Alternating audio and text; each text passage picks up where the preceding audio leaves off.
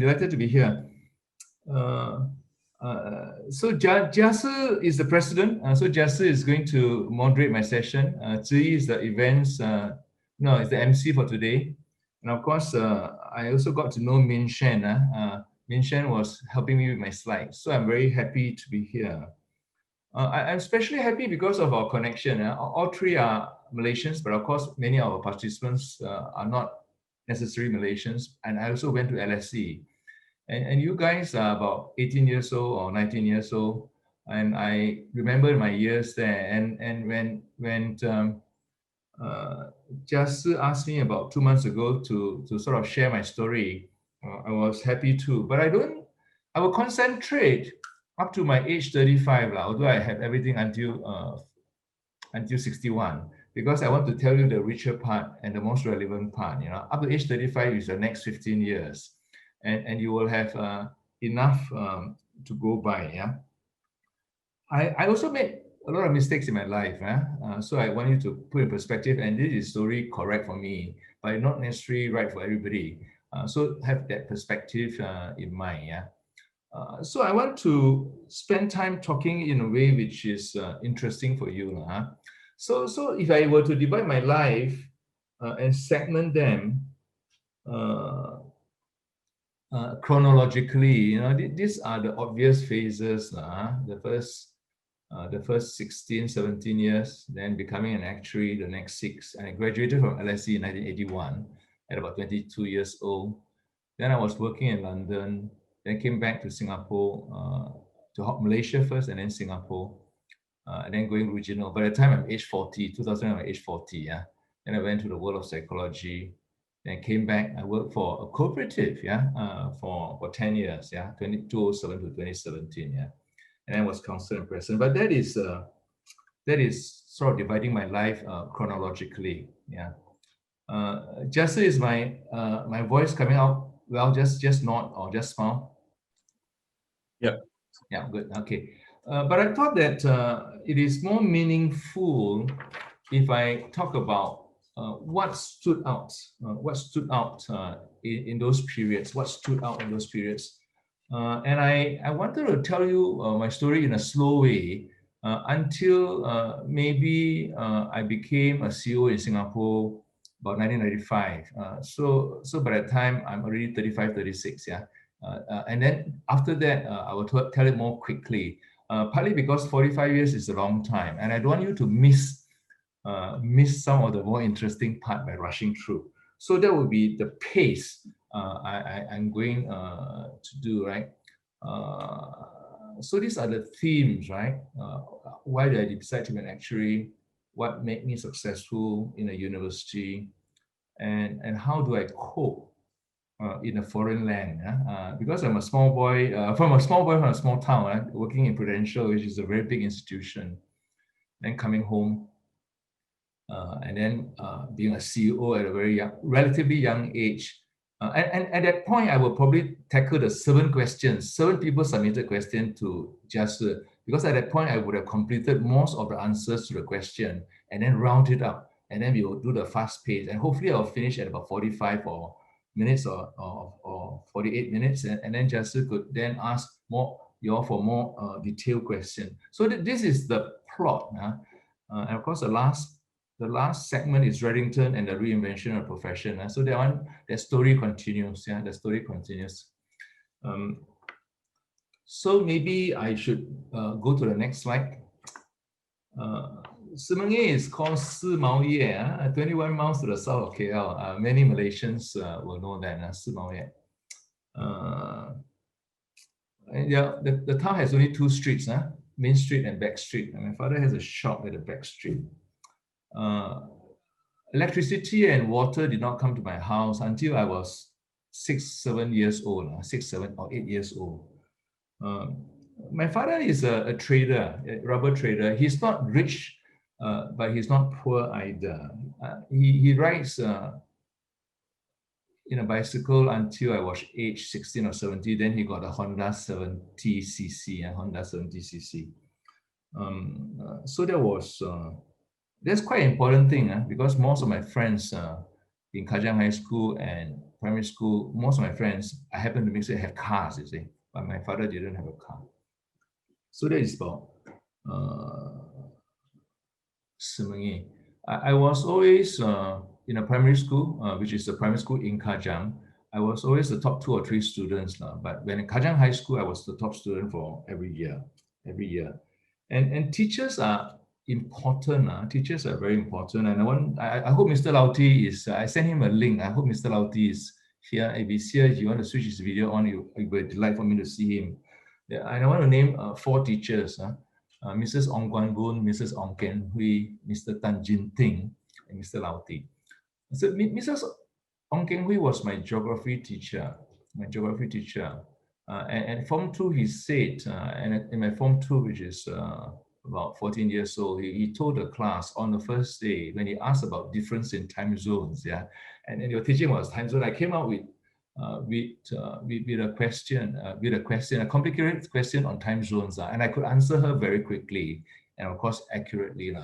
And it was the first day. She doesn't even know, he didn't know my name, but she knew my name because he heard from other teachers.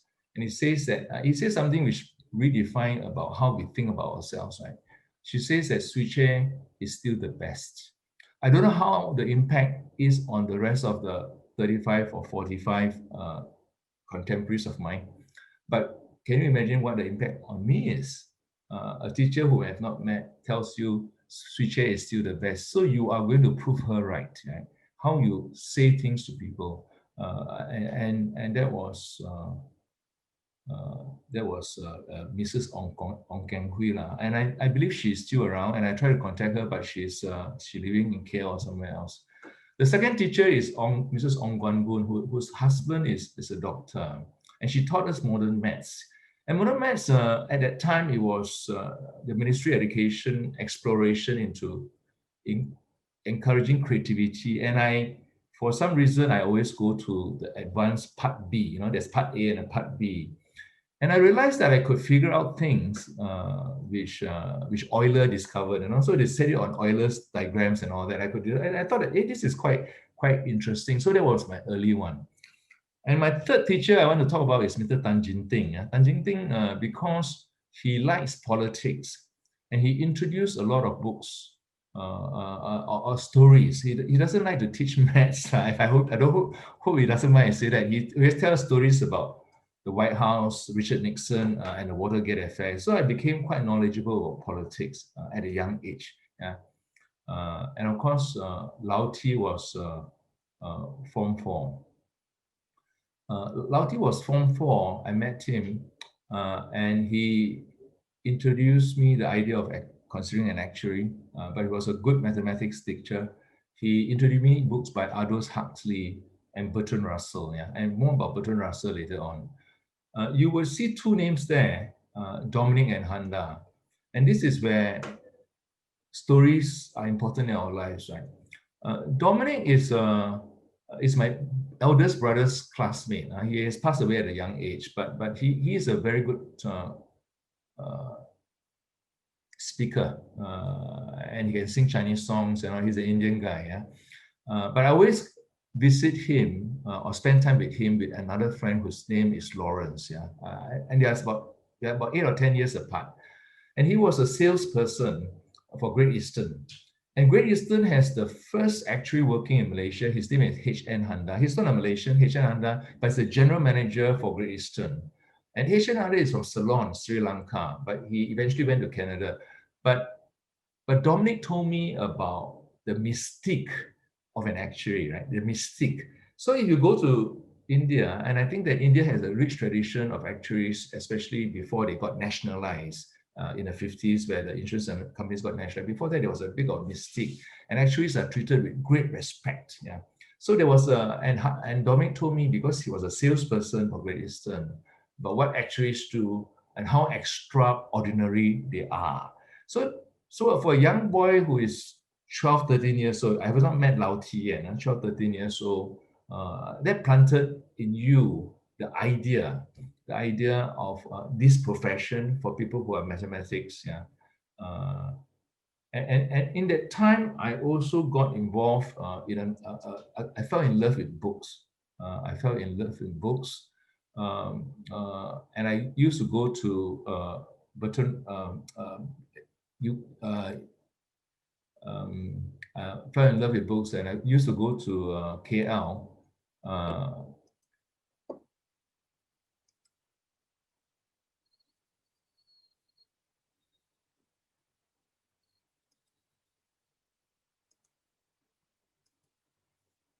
uh, we go to KL to buy books. Minerva. I have I got a bit of a distraction just now because someone appeared on my screen. Yeah, so maybe I need to make the screen. Okay, I closed my screen because I got distracted when someone came on the screen and suddenly there were 3 or 4 people there.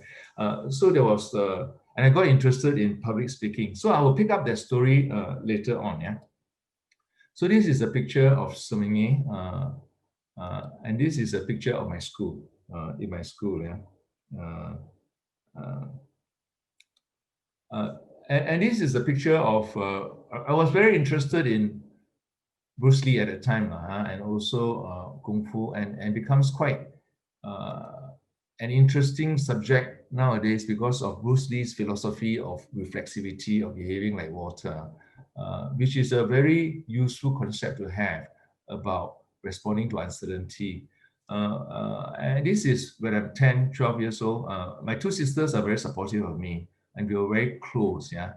Bibi and Bihua, yeah.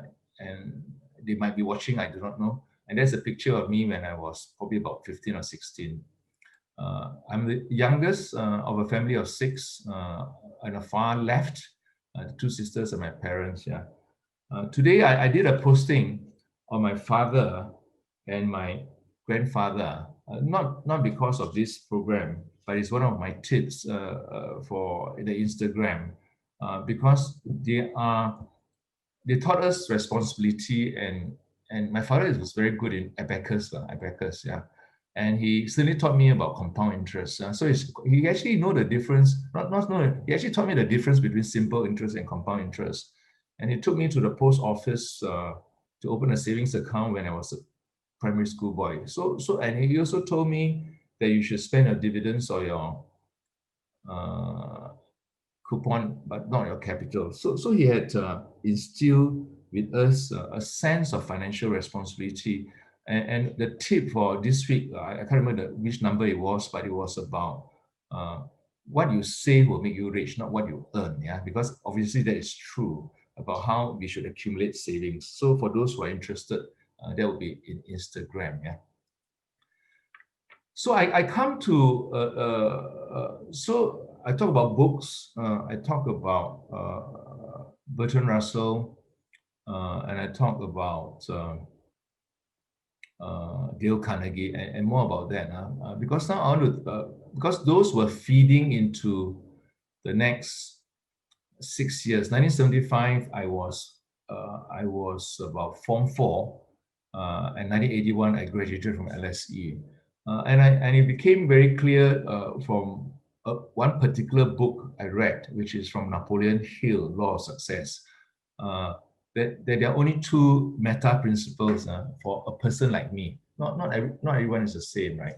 And it's about constancy of purpose, clarity of purpose. It's the same thing. And I remember going into the Taylor's College. At that time, there was Taylor's College. And I remember today, Mr. Ted Mount's office. And he has a poster there. I think it was a quotation from Benjamin Disraeli, yeah, which is the Prime Minister ex-Prime Minister of UK. The secrets of success is constancy of purpose. Then the second meta principle is about focus and drive. And you can replace it with other words like determination, concentrated effort, perseverance, but it's about focus and drive. And I think that these 2 are what I call meta principles. If you have this, a lot of other things like communication, teamwork, and negotiations, resourcefulness can be acquired. But these 2, I think, are fundamental. Yeah. Uh, I want to tell you a bit of a story about why this is so important. I in Taylor's College, there was also and Taylor's College is a place for more of family or people with higher means, right? Because it's a private school. And many of the people who go there have cars, and you can remember even my father don't have cars, right? And I was never happy there. I was there only for 2 months, yeah. But there was a career advisor there called Mr. Siva. Yeah, it's a long time ago. And I remembered he told me not to pursue actuarial science because he said it's too difficult for me. And that was the same advice from a career advisor in British Council, which is opposite the railway station, right? But I was already determined, right? Because I was already inspired uh, by Napoleon Hill and more about that. I was not happy in Taylor's College. Then I came back to Kajang High School, which had the first sixth form for our year. I was not happy with that because the teachers, there were hardly any teachers. I was sent to Cochrane Road School, and I was not happy with that. So eventually I went to Luton College. And Luton College in Luton, Hertfordshire in UK. And the college is not exact. There are many dropouts from Malaysia who went there. Many people were doing their A-levels for the third year or fourth year. But I went there because they accepted me very quickly. But I learned a great deal. I worked very hard. And at that time, um, you must remember at that time, Saturday Night Fever, I think that might be too old for you. John Travolta was all the rage. I can still remember. And I started smoking. I don't mind telling you that. And I was and then Argentina won the World Cup, Maria Campus in 1970. But I got into LSE, and that is through sheer application. I was quite creative in the way I applied.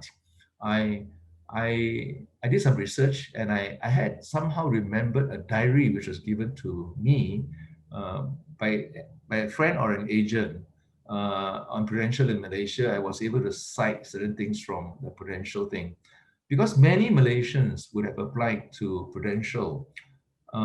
I was in a way lucky. I got in, yeah, I got in, and that was decisive, lah. That was decisive. No, sorry. That was application to Prudential, but the application to LSC was more straightforward because my grades were good. So then I went into LSE. So application LSE, I got admitted into all the 5 universities I applied to very quickly. But there are many stories about Luton College and also my application, which I can tell you, partly because I've never lived in England before, and I never know the difference between cheese and butter, how to make tea, and so forth, right?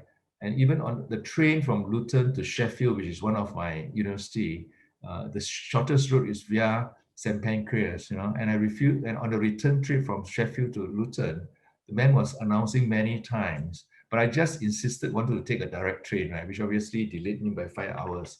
But of course, that was the first time I took a train on my own. So that was the background of before going to LSE, and then LSE itself, and then going to um, Prudential. Yeah. So this is the book, Napoleon Hill, right? Law of Success. And I just look up the other day, and it's still very fresh in my mind. And a person, I was into Dale Carnegie already, but a colleague, and I met him for the first time after 30, 40 years. He came to a reunion. Chia Kim Wong. He said that, Suee Chieh, you better read this book. You'll love it. And I write here, mastery of the 15 laws of success is the equivalent of an insurance policy against failure. And then I say, no man could possibly read the law of success philosophy even once without becoming thereafter better prepared to succeed in any calling. So I was very much into that space. And this is the table of contents. And the first principle is a definite chief aim, right? Then it goes into other principles. Yeah. I want to talk a bit more about Dale Carnegie. The first book appears. I worry about a lot about various things. Yeah, but it was not about the techniques of worry. But Dale Carnegie research on worry was about how famous people deal with worry. And I don't have many books in the house. Yeah. But this is one book I had, and he talked about Marcus Aurelius, Lincoln, Emerson, Shakespeare, Kalidasa, Confucius, Lao Tzu. So that small book was a key to the world of knowledge. And it is still a very good book. So I learned a lot from that book. But the second book is about public speaking. I won the district uh, public speaking contest at the age at Form 4. Form 4 would be 75, so about 16 years old. And I won the Malay oratorical contest in Form 5. And that gave me the foundation for public speaking. And I remembered I was very inspired by a person called Lee Kuan Yew. I'm a Malaysian, but I heard about his speaking. And in 1969, where Malaysians will know we have some racial issues in May 13, and preceding that, there were election rallies. And I still remember to this day, people like Kapau Singh, Mr. Fan Yu Ting, Mr. Chen Man Hin coming to my town to speak. I can't remember Lim Kin Siang coming, but I met Lim Kin Siang in another rally much later on. So that was the foundation of my way I speak. But I can't pretend to be a great public speaker. But I think that my beginnings in public speaking stem from that time. Yeah. I mentioned about books just now. When I was Form 4, which is when I was 16 years old, and there's a reason I show picture of my two sisters. I wanted to buy a Britannica. The Britannica 25 volumes, which is actually now in my house, the same volume, but now of course you don't get the books. It cost about 1,650 ringgit at that time. My eldest brother, who is a much more commercial person, wanted to get a better deal. So he negotiated with a salesperson. And as a result, the delivery was delayed. But the thing is that he got some extra books. Yeah, and those extra books were by Bertrand Russell. Yeah. And Bertrand Russell was quite difficult to read for a person at age 16. But if you have no books in the house, you read what you have. So I have a philosophy that actually it's better to read a book. If you have one, it's better to read 10 books 10 times than to read 100 books once, yeah, because immersion gives you a different insight.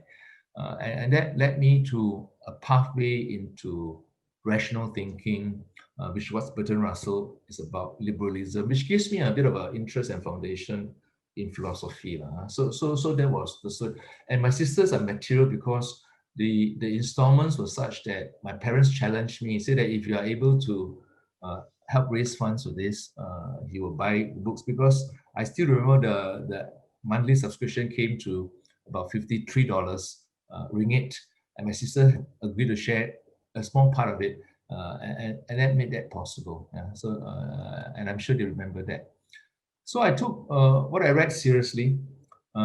Steve Wong is the first Malaysian actuary. The book says that you must commit what you want, your definite achievement into writing. And I still have this, and up to today, and I say that in my tips, 61 tips, committing yourself to writing gives you clarity. Yeah?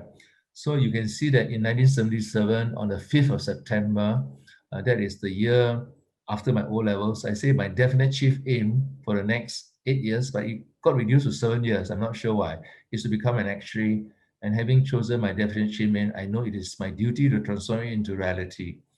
And if you get a book by Bruce Lee, Bruce Lee also read books. He has a definite chief aim very similar to this in one of the books he wrote. And he has great mastery of himself. In 1977, you can see that I wrote to the Institute of Actuaries, and I still have it in my storeroom, the syllabus for 1977. The two brochures on the left are much later, but you can see the top brochure on the right. I wrote to the Institute, and I still remember the names, right? So when I was in Prudential, I walked across to the library. The Staple Inn has a library. I was very fond of it. The library is now no longer there. It is moved to Holborn Gates, yeah. But Staple Inn is there, and I consider that the spiritual home of the profession, the British profession, anyway. So we are about 25 minutes. I'm going to continue at this pace, and we can catch up. Not to worry about that. I just going to take a peep. Okay, I think we are good, right? Suee, I think we are good, yeah. Later on, I will ask you all to put your video on because I'm going to take a picture. Yeah. Okay, this is Mr. Lauti. Last year, I took him. We spent morning and afternoon together, and I hope he's in the audience because he means very much to me. And we have been in touch once a year, every year. And I think he's about 10 years older than me. I think about that. He's about probably 70s now. Yeah, that's Lauti.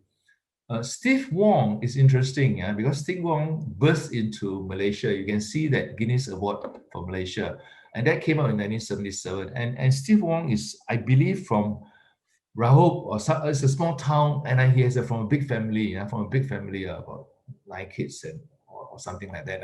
And he liked me very much. I went to see him when he became a Guinness Star Award. He was the first Malaysian actuary from the society, and this is a picture of him in SI in the Chris Lounge last year. He's a good friend. I see him almost every month because we belong to the same luncheon club in Singapore. He's about 20 years older than me. He's a very wealthy man now. Yeah, he has many businesses and all that. And I know the family, his wife and kids. Yeah. But he was my inspiration, I suppose. He was the first Malaysian actuary. And I was not shy. I would write to them. I went to see him. And I think that every time he was London, he would take me out for lunch or dinner. And his daughter actually worked in NTUC Income. I was very happy to engage her. And that was Steve Wong, yeah. And he introduced me to YPO, Young Presidents Organization, which is also very active. But I'm still part of YPO in Singapore, but not very active, yeah. But mainly we're a group of friends, yeah. I will show you a couple of photographs about LSC because you're from LSC and I don't want you to be too alarmed by these two photographs. But these are because I don't have a camera at that time, okay? So these two photographs, you can be laughing. So Thatcher just came to power after the winter of discontent in 1970s, 77. And I think 78 he came to power. And I was quite I was involved in student politics, along with some prominent Malaysians and Singaporeans who shall remain unnamed. Yeah. So this is the program I took. I got pictures of me in the march as well. And we were marching to Westminster to ask the rich to pay for the crisis. Yeah. And the photograph on the right is a good friend of mine. She's American. She's not my girlfriend, but it's a good friend of mine. I'm not sure why she's reading a magazine which I'm reading. But what was interesting that on my bookshelf there was a book by Karl Marx or on Karl Marx. Yeah, I'm not sure where that book is. So I was LSC was very good for me because I was staying in Corsandos Hall, and I learned a great deal. I learned a great deal in LSC. But I was also quite distracted because I got all my exemptions. I got first class, and that was good. Yeah. So then I got into Prudential, which was the hard part, right? Getting to Prudential was the hard part because the issue of work permit, right? You're Malaysian, the issue of work permit. But somebody in Prudential liked me, right? Because there was presentations and assessments and all that. And, quite long interviews. But somehow I got in. I think my public speaking helped. My Bertrand Russell thing helped. And the fact that I mentioned did some research in Prudential help. So you always need to have a proposition. So this is about the first 6 months, first 6 years from 1981 to 86 before I come back from Malaysia. So I have not qualified as actually. I finished my exams in 84. I had one failure, which is about general insurance. Partly I was distracted. I had a Malaysian girlfriend who was also an actuary. She's very successful, but shall remain nameless in this presentation. But we studied together, we worked together, and we got friends who studied together, and it helps me in Prudential study time. But I remembered, but I was helped a lot by the work I did. And I was curious. Yeah, I read a lot of files on bonus reserve valuation. I read what Reddington wrote in his notes in Prudential, in the files which are still there. I was very awkward. My language was not good. The Prudential sent me to an English diction course for 3 or 4 months, I think, because I was not confident in picking up the phone, and when I speak, they couldn't understand me. But what was good at it was that I was good in my work. I finished the work very quickly, and that proves a bit of an inconvenience. Yeah, it proves an inconvenience because you're not supposed to finish your work that quickly. Yeah, uh, this is the culture of that time where there's a lot of flex time and all that. The culture has changed a lot. Yeah, where lunches were long and people come in late and all that. Right. I made my mark by a paper on profit testing, which is about analyzing cash flow of profits business, and at the time was early and it caught the mark. And at that time, I was also inspired and learned from books like What They Don't Teach You in Harvard Business School, Tactics for Success, and all that. So I was very motivated that way. And also, there's a bit of curious part. There was something about social mission in me because I was in Russell and Marxism, but at the same time, or social change. But at the same time, I wanted to be successful in a commercial way, and that remains an interesting dialectic. Yeah. Jackson National is a very famous company in America. Well, not famous, big, and it was an acquisition. My boss, Jim Sutcliffe, okay, in the book, What They Don't Teach You in Harvard Business School, which is still a very good book. I just picked it up just now. And he said, join the international division, which I did, in 1985. And I was part of the team which acquired Jackson National, which of course became the third leg of Prudential today. Jackson National is 1/3 of the leg. Asia is now bigger than UK, and UK is the remaining leg. But at that time, UK was 95% in terms of revenues, but now they're demerging the companies. Yeah. But that is another story. But mentors are important. For some reason, I have very good mentors whom I still keep in touch. Yeah? So when I became president, of the IFOA, they were rather pleased. We had lunch last year when I was the president-elect. And I hope to circle back to them, but unfortunately, COVID-19 happened. So names like James Sutcliffe, John Savage, Peter Wright, um, Graham Clay, Nick Shirt, they were important to me, and I felt I was very blessed, yeah, that I have people like them. So this is the book, Managing Your Boss and Other 60 Holders. So you know that I publish 61 tips, one tip a year, one tip a week, and it will finish about July or August next year. So it's still all there on my blog or on Instagram, yeah. And I thought they were quite important. And so then I was the youngest person on my grade in Prudential. At that time was P6. It's called a principal actuary. But I decided to go back to Malaysia and Singapore. And I think for a number of reasons, and I think I wanted to move from a technical role to a functional leadership role. So when I went back to Malaysia, I was head of function. So I was one of the top 6. Yeah, I was age 1987, about age 27, 28, right? Now it would be difficult to do that, but I was one of the very few actuaries in Malaysia at that time. But in 1986, I went to Cranfield Institute of Technology. It's not college, Cranfield Institute of Technology, now I remember.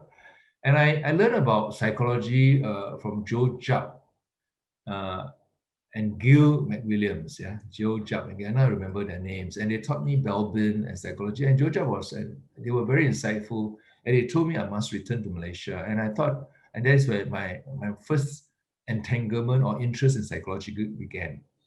And when I went to Malaysia, I was put in a very influential position, and I made a lot of mistakes. I can tell you, I was a good technical actuary, but I was not.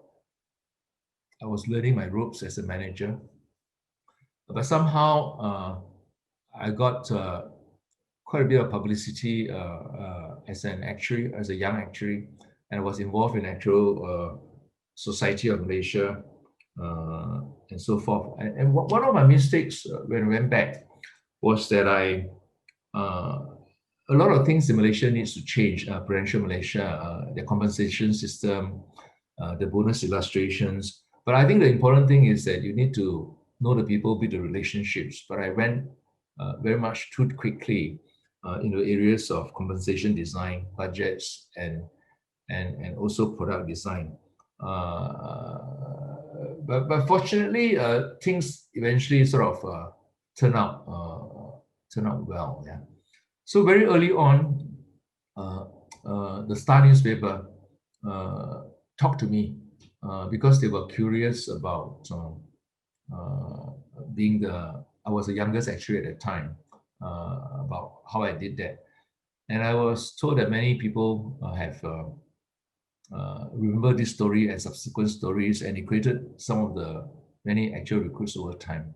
But I was also active in the actuarial community, and the following year I was someone nominated me to be an outstanding young Malaysian, and of course that was wonderful, and I think it gave quite a bit of profile to the actuarial profession.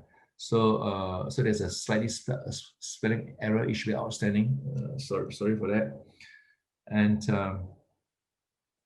and then I was there for 2 years, but it was a 10th anniversary, and you can see this is Tan Sri Jafar Hussein, who was the bank governor of the time.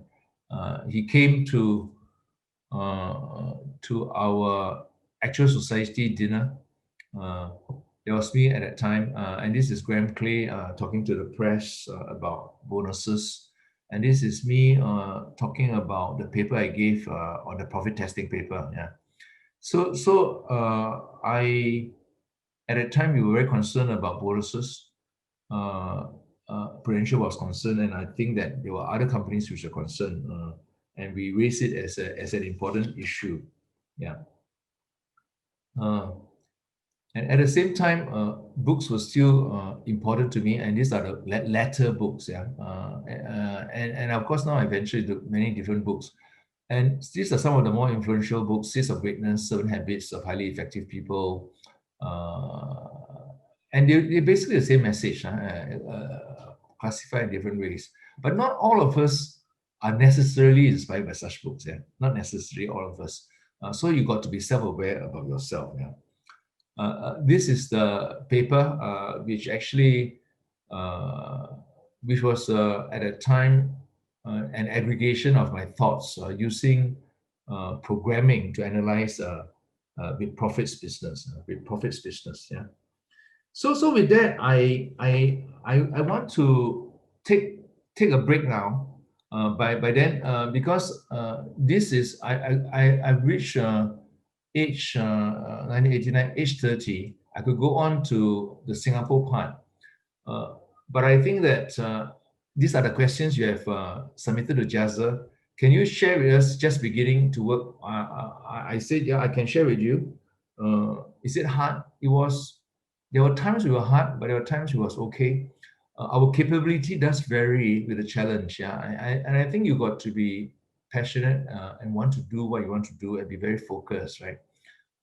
So looking back, it was not that hard, but I'm sure at that time, uh, it is you wonder you will pass. And there were times like that, but I always reminded that uh, chances will tilt to your favor if you work hard and you work smart and make notes and network with others. Yeah. So what inspired to work as an actuary for such a time? I think drive is very important, right? Uh, uh, so you see Vietnamese, you see Chinese from China, you see Malaysians, you see Indians from India doing extremely well. The first and second generations of Singaporeans do extremely well because there is drive, right? Indians are doing extremely well in the world of fintech and technology in America. You see all the Indian CEOs, they're all first generation, first generation. Kamala Harris is second generation. Uh, and and that keeps you going, right? And I wanted, and I don't want to sound too commercial. I was motivated also by rewards, right? And I think all of us are. So an actuary is a great thing because you must be good in mathematics. You want to do something practical, and it gives you a secure and interesting career. Yeah, but of course, going forward, how secure is that? That is why our new strategy is so important. Yeah, because our new strategy introduced many of the new mindsets required for us to thrive in a digital age. What do I least enjoy about my job? I think routine. I think I don't quite like routine, but that is not to say that all actuaries don't like routine. Yeah, because yeah, all of us are different. I like routine, and I do enjoy recognition. I wouldn't be shy to say that, and therefore you want to take roles which gives you more visibility. I wouldn't enjoy a backroom job, I think. What is one piece of advice to the younger me? I think I thought about this one. You must really, and this is hard for a 19 years old, 20-year-old, but you must be self-aware. You must listen. You must know yourself. Yeah, and know yourself. And notice yourself, right? And listen to yourself and trust yourself. Yeah? Yeah, because your answers are different, and you must be honest with yourself. What you're good at, what you're not good at, what you are prepared to go. That's what Steve Jobs says: "Stay hungry, stay foolish." Right? Passion is important, but passion is not necessarily for everybody. Yeah, some people are not passionate. Yeah, so you got to know yourself and find your own path. Yeah, but draw inspiration from others. Yeah. Okay, how did you know you wanted to become an actuary, and where do you decide to start on this journey? Uh, I told you about my teachers, and I think the DNA part, you got to have that mathematic capability. I am going around telling people that if you don't have more than if you don't have if you're not in the top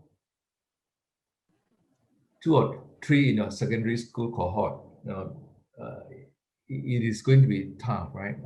Because when you go to A levels and university, you're going to meet even better people. To be a fellow, you really got to have the mathematics, and then to have I think in terms of intellectual skills, it's really about mathematics and communication. The rest is really about mindsets. Yeah, mindsets, and the mindsets I can talk for a long time, because there are different types of actuaries. Yeah, and in the current strategy world, we can produce actuaries who are very accurate and cautious, who are very good in systems, working within system. So they are good in they're systematic people, right? So they're accurate, cautious, and consistent, so they can't get it wrong. Many actuaries are like that. But to go into the digital world, being systematic is not necessarily the best, right? Because you want to have innovative thinking.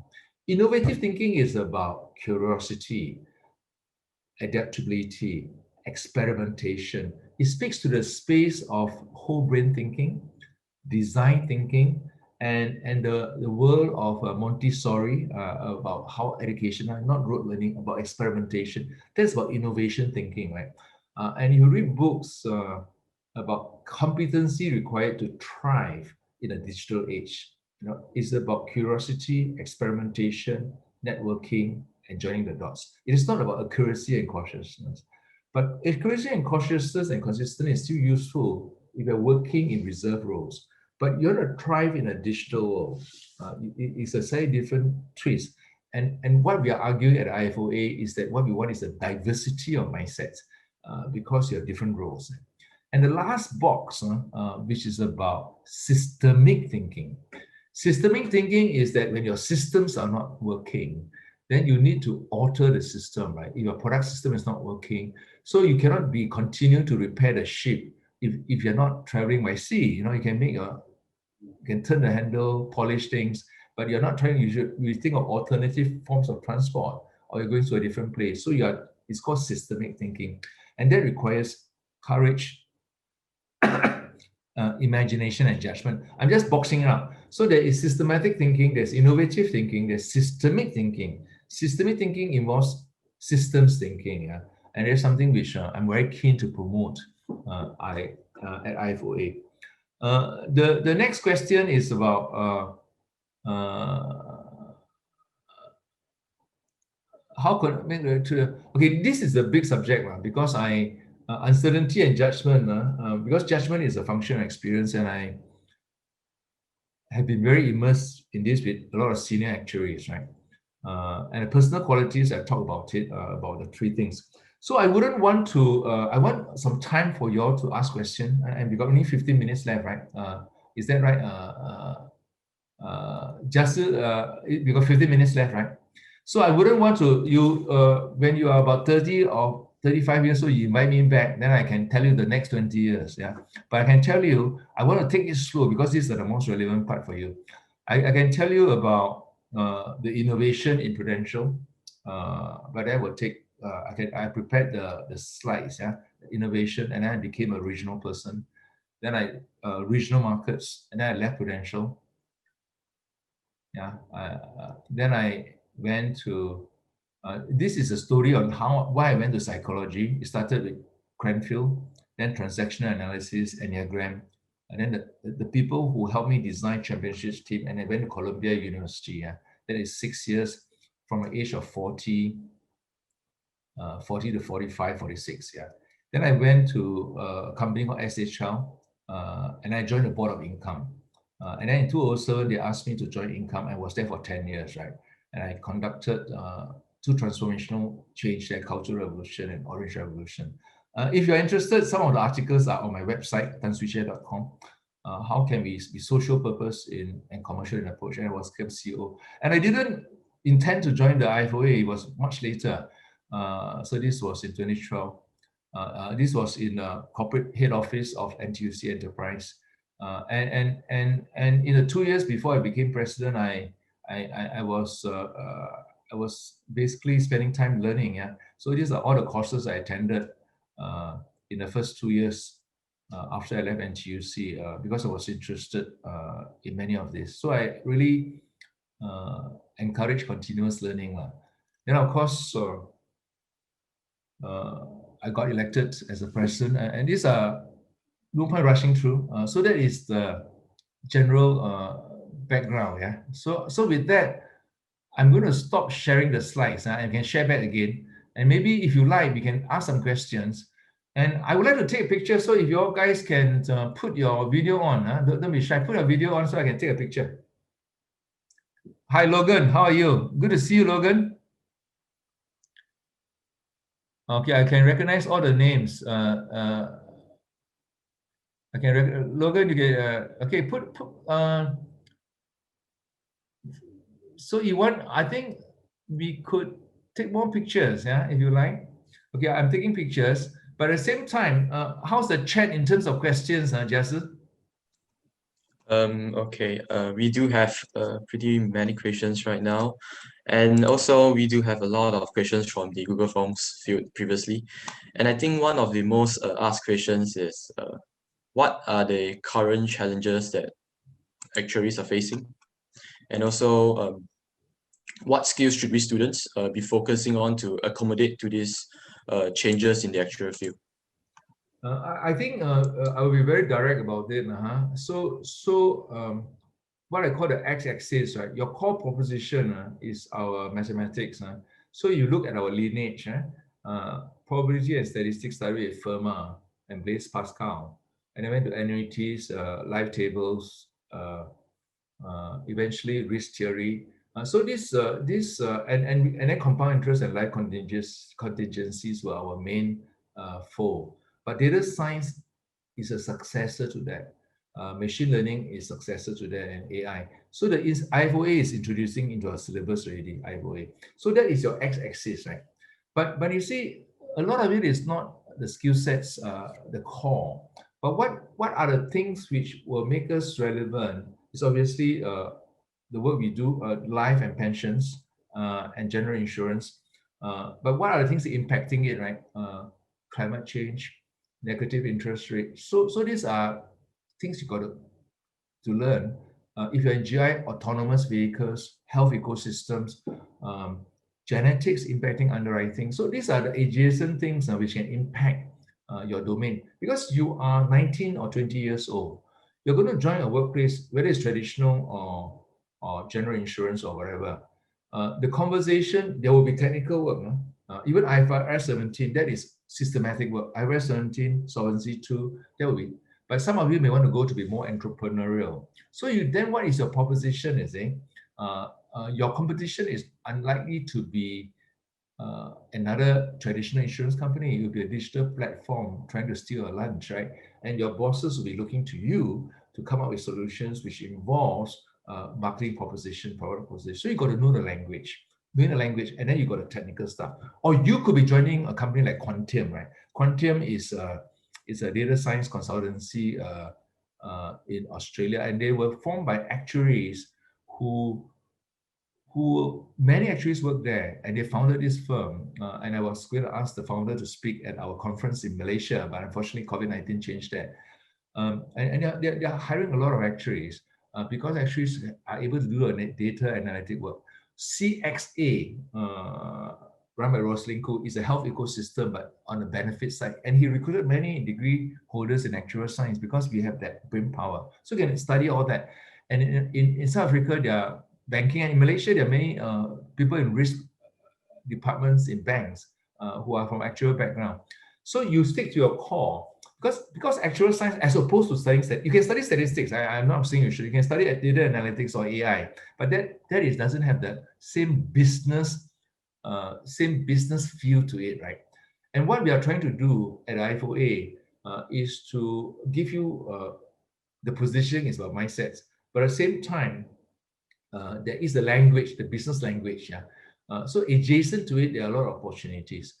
So if you want the skill sets, I can also suggest, I think it could be some of my slides. Yeah, not this one.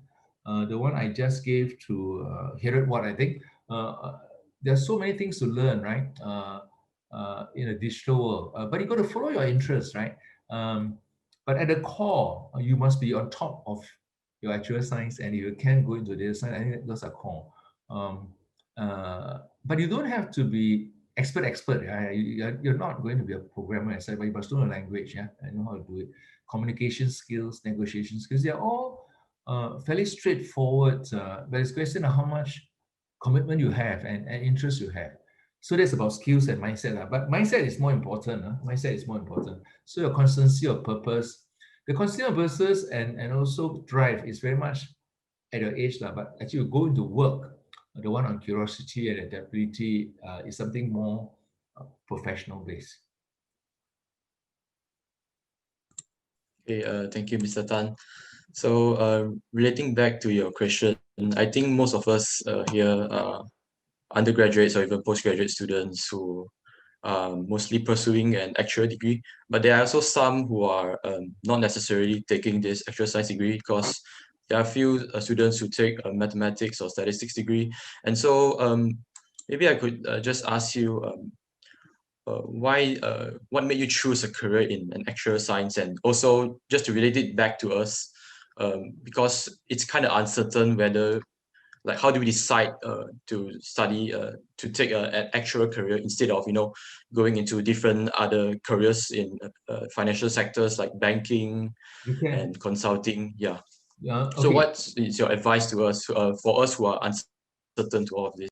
But it will depend. It will depend on who you are and how you are. I can explain for myself because at the time when I went to Taylor's, there are so many people who are good in maths want to go into engineering. I said this can't be right. Everyone go to engineering, and I didn't want to go into accounting because I think I got a distinctive proposition in mathematics. But after I went to LSE, I realized that my mathematics is not that outstanding, but it was good enough for me to get a first class, right? Because to be outstanding in mathematics is another ball game, right? Then you go into the technical, then you go and compete with Stephen Hawking, right? In Cambridge, but I'm not that good.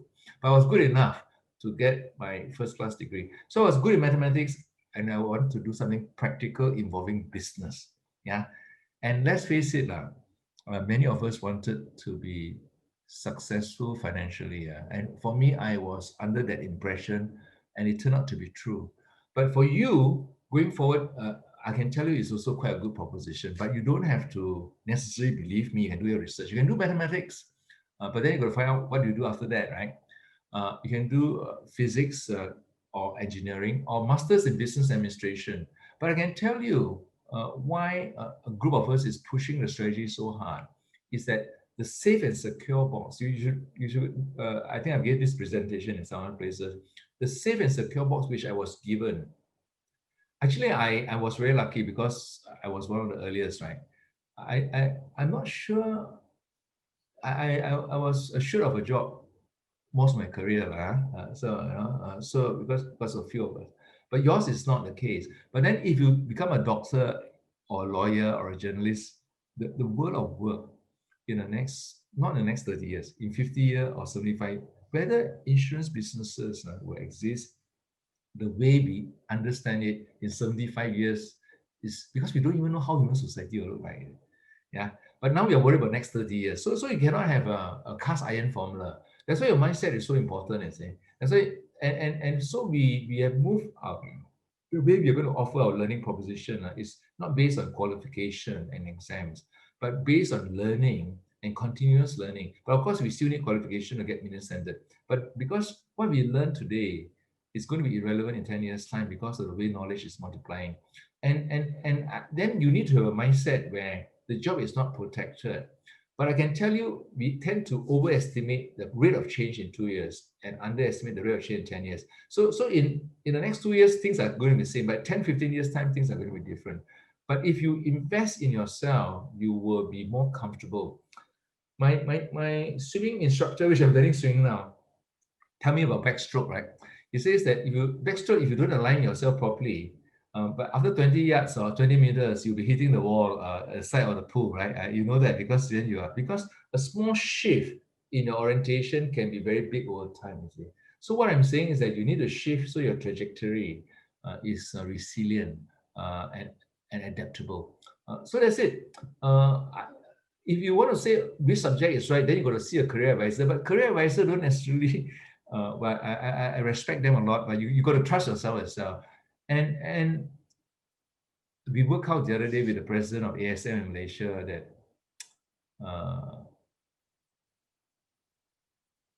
that maybe 15 to 20% of each cohort might be get jobs in traditional fields and become fellows. Yeah? And the next 30% could still be in actuarial or some form or mathematical, but it could be more successful than the first lot, right? We do not know. We do not know, right? And then the other 50 might go and do something else. Just like a lot of lawyers, restaurateurs and musicians, and a lot of psychologists don't end up being psychologists, and a lot of accountants don't end up being accountants. Yeah. And the key to it is no one knows you better than yourself, right? So I can't be too prescriptive about this. Okay, how are we doing for time, Jasu? I think you can take one final question. So we actually have a lot of questions from the participants. So I think you gave your advice to the students already. So maybe you can just tell us in your 45 years of actuarial journey, so what purpose or meaning have you found as an actuary throughout your whole career, in terms of like how can actuary make the world better? Yeah. Okay, the last 10 months, or not last 10 months, last 8 months, a lot of things added up for me. I won't go back to UK until March at the earliest. And I could easily be the only IFOA president who never set soil in UK. Could be, right? Could be. I think being Malaysian Chinese, let's be practical about it. Firstly, it was about a career, which I enjoyed. I was elated to be elected to the council, which I was not planned. I was so flattered and happy to be elected president. So it gives me, and I work very hard. I spend a lot of time now figuring out the history of the profession and its future. And I was just talking to Louise before this, who is our president-elect, and she was more concerned about climate and sustainability. And we got to bring people along. And I learned a lot in NTUC and also in SHL about culture, psychology, and how groups work, and also my own shortcomings as a leader, as a manager. So I feel that actually in one of my slides, I feel that although I'm sort of 61, and in fact, there's a new book, and the speaker is going to speak, my first guest lecturer in January, called A New Long Life. Our EPF in Malaysia ends at 55 or 60, right? That was for our father's time because they expect to live to 70. But the new long life, certainly for you, it's going to be 30. For me, it's 30, 30, 30. For you, it's going to be 30, 30, 40. Yeah? So you're going to have a new long life, right? And your jobs are not going to be the same job. If you don't understand, your best insurance is your mindset. Yeah, I tell you that. I'm quite, I'm not, I'm 61, but I don't feel that old, to be honest. I don't feel that old. I can tell you Churchill became prime minister at the age of 65. Yeah? And he went on and lived for another 30 years. He's fought at the age of 65. So your life had hardly started. Deng Xiaoping, not that you are Churchill, but I give you some examples that encourage you. Deng Xiaoping started, not ended, started the transformation of China in 1978. He was 74. And how old are you? You're a baby. So I actually haven't started, I haven't started. So I think of it in those terms, but I don't know what the future will bring. I'm financially quite independent. I got a wonderful family. But I've been blessed. I'm very blessed, and I make some good decisions. But I think you got to trust yourself. I find listening to yourself, networking, reading, and I try to put it in a way which makes sense. So if you want, you just go to the tips. Each of the tips were what I found useful, yeah. And there are often books recommended, and you can go and find your own thing. Trust yourself, yeah, to experiment. You are really you're really a master of your own fate, and it's never too late. It's never too late to start anything. You're never too late. The best time to plant a tree was 25 years ago, but the next best time to plant a tree is today. You're never too late. You want to do anything, it's never too late. Lee Kuan Yew was still going to the gym uh, uh, uh, the week before he had a problem with his throat or something, right? He was still going to the gym. Yeah? Not going to gym, he was still training, yeah? And learning his Chinese, right? Yeah, so but not all of us is him, and not all of you are like, so you choose your own path. Okay, thank you, Mr. Tan, for your answers. I think we have already reached our time for this event. So, Jay, we'll pass back the floor to you. Yeah, can I just say something to the group? Can you let me see them? Don't share the screen again. Unshare the screen. Okay, I thank you all for turning up. I don't know where 40 years have gone, because I was like you 40 years ago. I don't know where 40 years have gone, but it has gone. So I just think about my next 30 years. So thank you for your time. I could have stayed longer, but I do have another presentation in about 8 minutes time with the people in IFOA. So I got to leave to get some breath here. But I enjoyed talking to you. I know that I couldn't finish it because I want to cover the most meaningful period for you. So with that, I should say thank you to Jezza and Ming Shen. I didn't see, but Ming Shen did a lot of work for me, with me on the slides. So I'm grateful. So with that, I say goodbye, just wave. Then I can take a print screen, yeah? So you might see yourself in Facebook or Instagram.